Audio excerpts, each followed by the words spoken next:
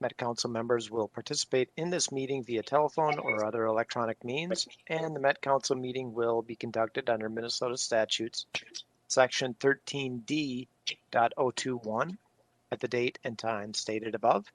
This meeting will be streamed live and recorded. We encourage you to monitor the meeting remotely. If you have comments, I encourage members of the public to email us at public.info@metc.state.mn.us. We will respond to your comments in a timely manner. And with that, let's do a roll call. Thank you. Fredson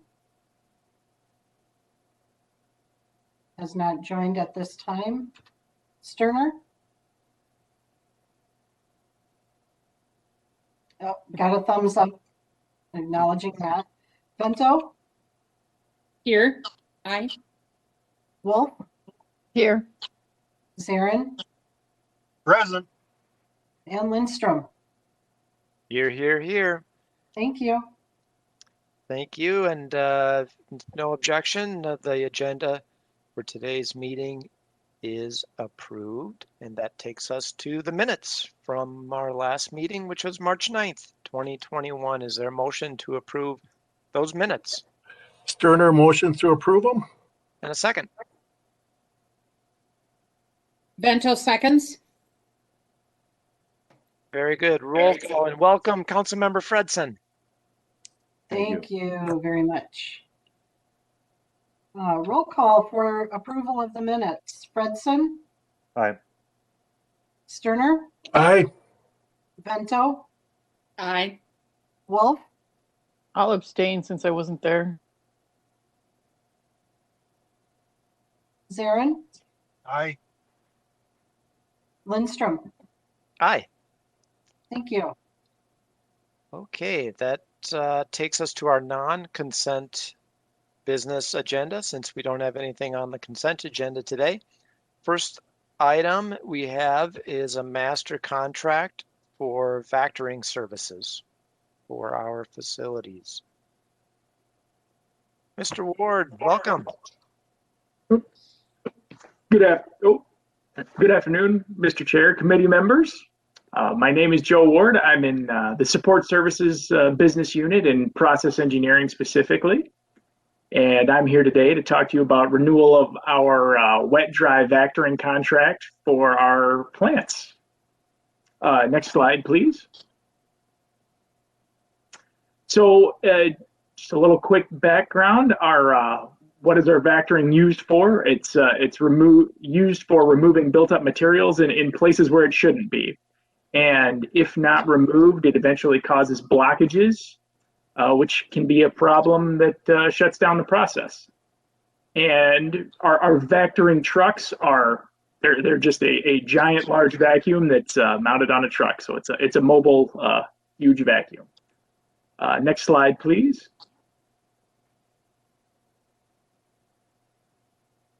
And a good example of this is what we do at Empire. So at Empire, we have digestion facilities, and each year, one of them at least is cleaned out. And if they're not cleaned out, which factoring is part of the process, struvite, which is like a sandy material there, it's different in different places, but there it sort of forms the sand that prevents the sludge from transferring heat around the digester. And we use the heat to warm up our biosolids to class B so that they can be land spread. And so if that doesn't happen, if there's too much sand in the wrong place, then it will prohibit the heat from moving around and not allow us to meet our class B permit, which then you can't land apply. So it's just one example of how we use it that I came across. Next slide, please. So we went out for bids on February 18th. We received 3 responsive bids for our 9 wastewater plants. Goliath Inc. met the requirements at the lowest cost for Blue Lake, East Bethel, and Rogers. And then Schlumka Vac Truck Services for the remainder, which are Metro, Seneca, Empire, Eagles Point, Hastings, and St. Croix Valley. You can see there's sort of a split between the southeast and the west and north sides there. And we are estimating a $322,000 annual expenditure and a 3-year contract not to exceed $966,000. And that contract is for a 2-year fixed price with a 1-year option to extend. And at that point, they are allowed to request an increase in prices up to 5%. And obviously with documentation and some discussion and negotiation. The Office of Equal Opportunity did not set an MCUB goal for this project. Next slide, please. And so with that, the proposed action is that the Metropolitan Council authorizes award and execution of purchase orders for Vector services at MCES facilities with 2 vendors to include Goliath Hydrovac, Inc., Schlumka Vac Truck Service, Inc., for a combined total award amount not to exceed $966,850. And I would be happy to answer any questions. Questions for Mr. Ward? I can't see all of you, so just pipe up if you have a question or comment. Hey, Chair Lindstrom, this is Sterner. I just was wondering, you had a third, I guess, vendor that was looking for. Were they just hiring all 9 locations? That they didn't get any of the 9 locations, or were there other factors in awarding to these 2 and not the third one that applied? Or bid, I should say, is the right word. Mr. Chair, committee members, that's correct. They actually were Schlumka Services out of Hastings was the third bidder, and they were just higher at every single plant than both Goliath and Schlumka Vac Truck, which is out of Inver Grove Heights. There's Right, 2 thank you very Schlumkas. It gets Is that confusing. like the same company? It's got to be the same company, right? I It's don't get it. It's 2. They're related. I believe they're cousins, something like that. Really fascinating. Family business that split. Interesting. Mhm. Okay. Any other, Councilmember Wolf? Thank you, Mr. Chair. I don't have any questions other than maybe a request. We usually, when they do like interceptor rehabilitation and stuff, they give us gross pictures of what it looks like in the inside before they fix it. I want to know what the sandy stuff looks like that you sucked out of the digesters. Perhaps you could just email Councilmember Wolf all gross pictures from the wastewater treatment plant. I don't think all of us need to see that. There is no shortage.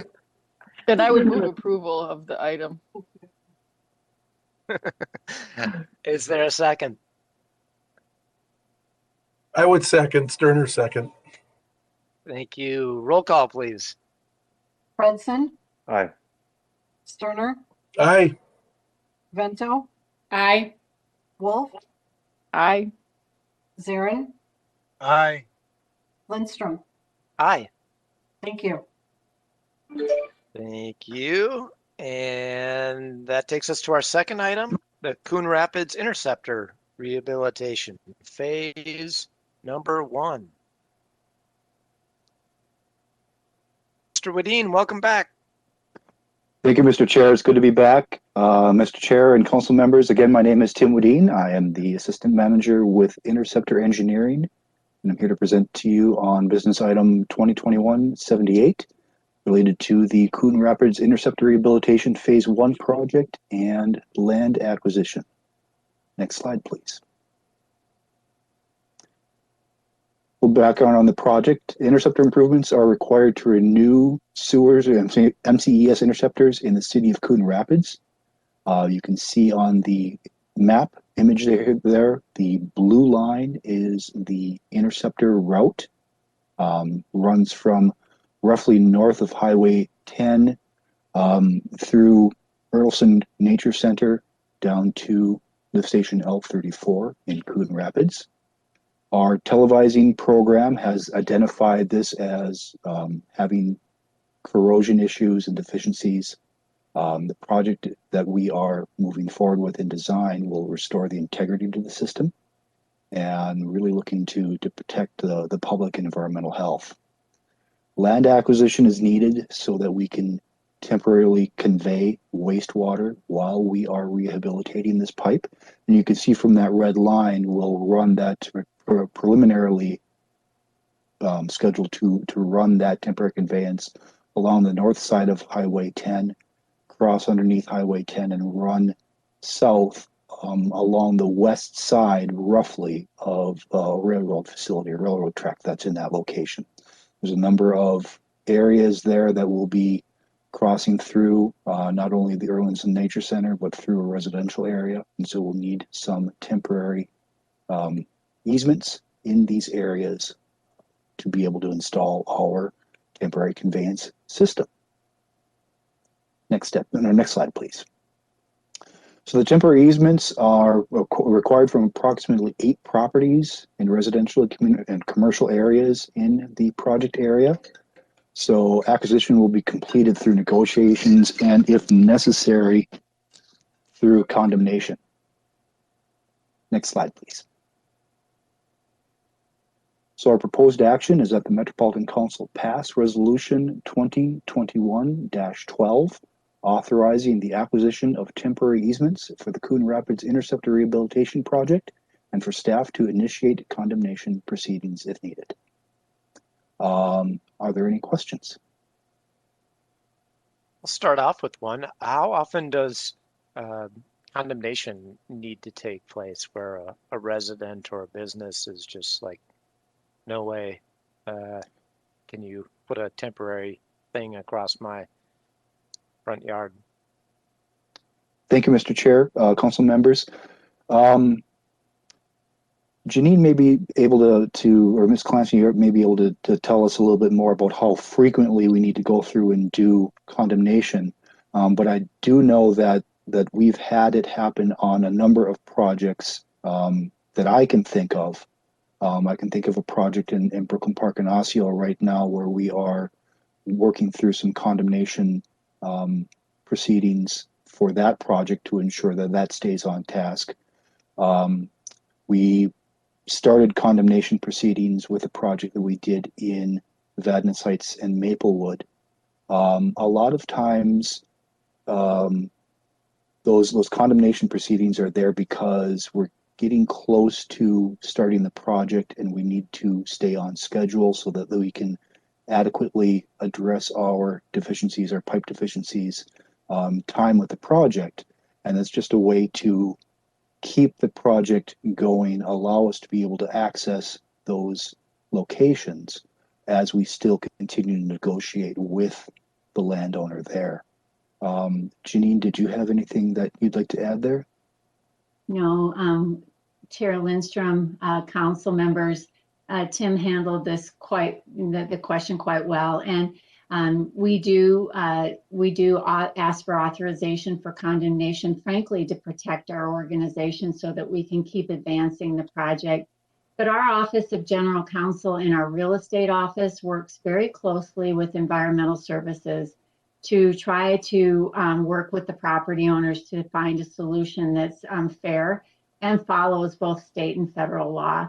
But we do this in order to make sure that we can keep the project going on schedule. Thank you. And is there any sort of payment to the property owners or not? That's not part of the picture?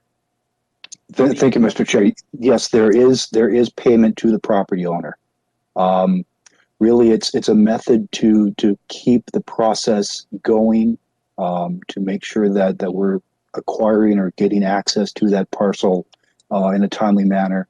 But we still do pay the property owner for either the temporary easement or the permanent easement, depending on the project. In this case, it would be for the temporary easement. Thank you. Councilmember Zirin?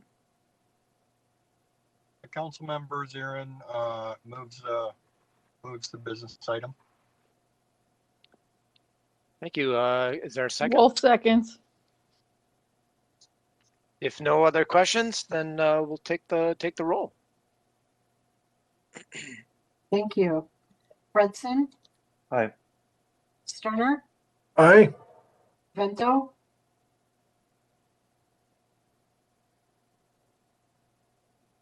Councilmember Vento. Aye. Sorry. Thank you. Wolf, Aye. Zarin, Aye. Lindstrom. Aye. Thank you. Thank you. And that brings us to our final item, the joint use agreement for MCES ERS 07 and Minneapolis Central City Storm Tunnel. Mr. Schwartz or Mr. Gordon? That'd be me. Thank you, Mr. Chair. My name is Jeff Schwartz. I'm the Minneapolis area project manager for the MCS Interceptor Engineering Department.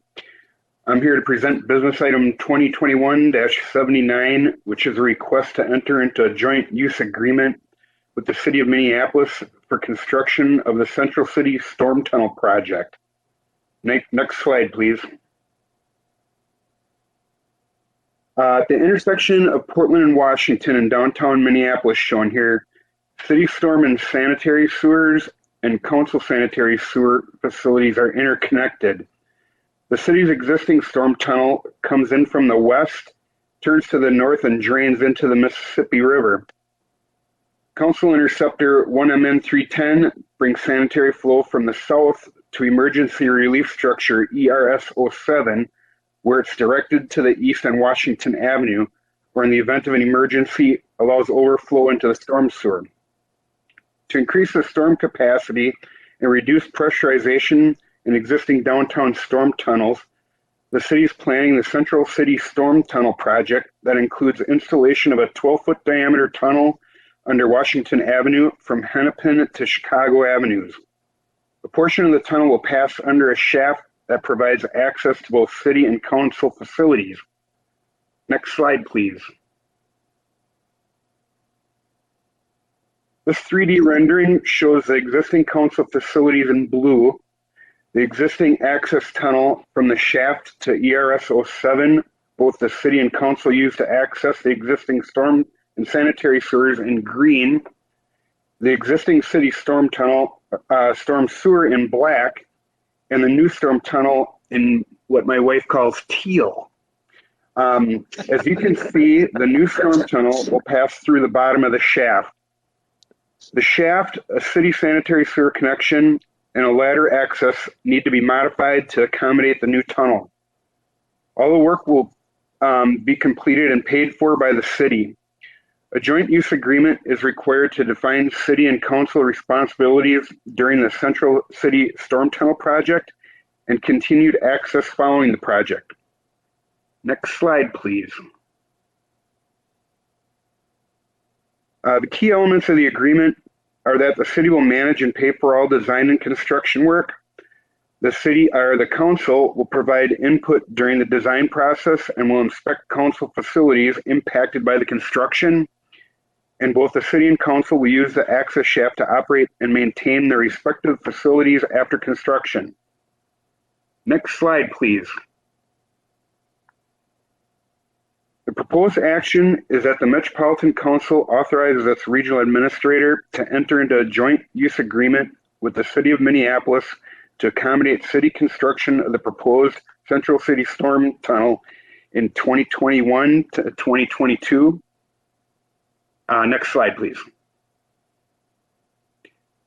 And thank you. That's the end of my presentation. Any questions? Questions for Mr. Schwartz? About the presentation or the colors utilized in any of the graphics, any sort of questions at all?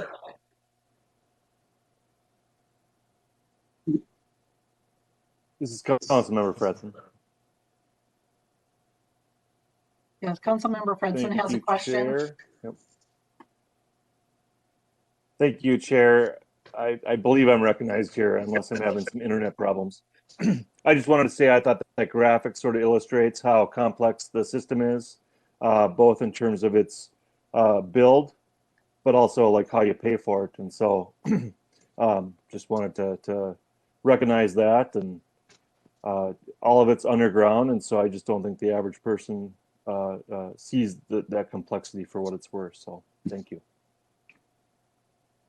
Yeah, that stood out for me too. No question about it. Other questions or comments? Wolf moves approval if there's no other questions. Is there a second? It's Fredson, I'll second. Yeah. Roll call, please. Did it get caught up? Okay. So who was the second, please? Councilmember Fredson. Fredson, thank you very much. Fredson? Aye. Sterner? Aye. Vento? Aye. Wolf? Aye. Zarin? Aye. Lindstrom? Aye. Thank you. Thank you. That takes us to near the end of our agenda. General Manager's report. Lisa, what do you got for us today? Pretty boring today. I really don't have anything other than we're starting to talk about, post-pandemic, being able to have folks that have been required to work from home based on the governor's orders to begin to come back into the workplace to do their work. So we're going to try and do a process of looking at what would that look like in the future, given some of the advantages we've seen from that as well. So we'll probably be looking at greater flexibility for employees where they have jobs that they can do well from home, or at least parts of it. Not many times there's aspects of the work that they definitely need to be in the workplace for, and there's some things that they can actually be probably more focused and efficient by doing from home if they've got the right setup. So we'll be looking at that. We don't have a specific date, but we know it'll be coming soon, given the news on the vaccines, that eventually we will be able to entertain that idea. I was thinking today we should probably revisit this question if you've got information items, because occasionally things will come up on your radar of topics that you'd like more information on that we might not be thinking you're interested in or have a need for. So anytime you have an information item that you'd like, reach out to me directly, or you can bring it up in the committee meeting. Let us know and we'll get something put together. Anything come to mind for council members immediately? Councilmember Vento? This isn't regarding topics for information items, but is there any season? I know you don't have a date, but is there a kind of are we talking about 2 months, 6 months? How long before folks might be returning to work, Lisa? Well, I'm going to go from what I think I recall hearing last. It would be probably closer to July before we would be looking, and then it would be kind of a phased-in approach. Again, we need to make sure that our workplaces have the changes that would support that. And as I said, we want to work through this process of thinking about different options that we might make for our staff too. So we'll be doing that in May. And so in June, we think we'll have a proposal for how to approach that with a little different flexibility than what we've had in the past. So not real fast for sure, because until the pandemic, until a vaccine hits enough of the percentage of population, we still need to make sure we don't get, spikes where the healthcare workers are overwhelmed in our hospital systems. Mm-hmm. Thank you. Mr. Chair? Yeah. I have an idea for an information presentation. So when I first came on the council, I've been on the environment committee from day one on the council. When I first came on, the council was not keeping up with how much of the system needed to be televised or otherwise inspected to ensure that the interceptors stayed in a state of good repair. And there's been a real effort to fix that and get on top of assessing our system so that things don't crumble before we get a chance to reinforce them. And maybe if we could get an update on how that's going. I know they've got new technology too, where they can stick little radar balls into pipes to tell what the wall thickness is. A lot of cool things that are happening technology wise. So if we could just hear a little bit about the work and how much of the system has been inspected and where we're standing. Absolutely. We can set that up. I think we can impress you with the new technology, and we can also give you some of those gross pictures that you were seeking earlier. So we'll have plenty of both for that. So we Got will. that to look forward to. We'll put that on our list. Gross pictures. Yeah. That's a good suggestion. We are in a much better place than back when you were referring to that situation, and I'm grateful for that. Our reliability shows it. Chair Lindstrom, I wanted to acknowledge Councilmember Sterner has his hand raised. Yeah, go ahead, council member. Okay, I just had a few things, and I think we've seen a couple of these things already, but I'd like to maybe get an update on the PFAS to see what's going on that, and like with the salt in the water, like is a safe salting working? Are we seeing a reduced levels? And then the third thing would be just like the plants, like council member Wolf brought about the pipes. I'm thinking about like what's the plan of the pipes, building new plants. I know like Hastings is in there, but if I could see the overall plan, I guess like in the next 20, 30 years, what we're looking at for that would be helpful. So We got Rogers on the horizon as well, of course. yeah, That's Crow River.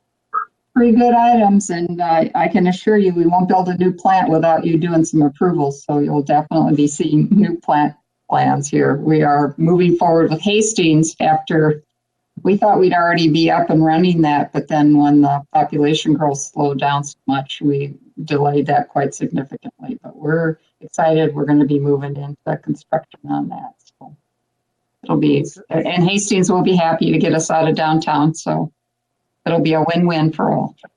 Looking out like 15, 20 years, I saw something about a new plant or a potential new plant, maybe in Scott County or Carver County. Is that? You probably heard some reference to land acquisition, which we usually try to do well in advance of needing the plant, because finding land for that is sometimes a little not in my backyard kind of reactions. So we tend to try and look for those opportunities early on. And yeah, I think that's probably about right, 20 years in that range, but I'll make sure that we can give you kind of that future look when we talk about new plants and what we see on the horizon. Good suggestions, everybody. Mm-hmm. These are all interesting topics, so it will be fun to queue them up for you. Very good. And with that, if there's nothing else, we're adjourned. Thanks, everybody. all right, thanks. Good night. Have a great afternoon.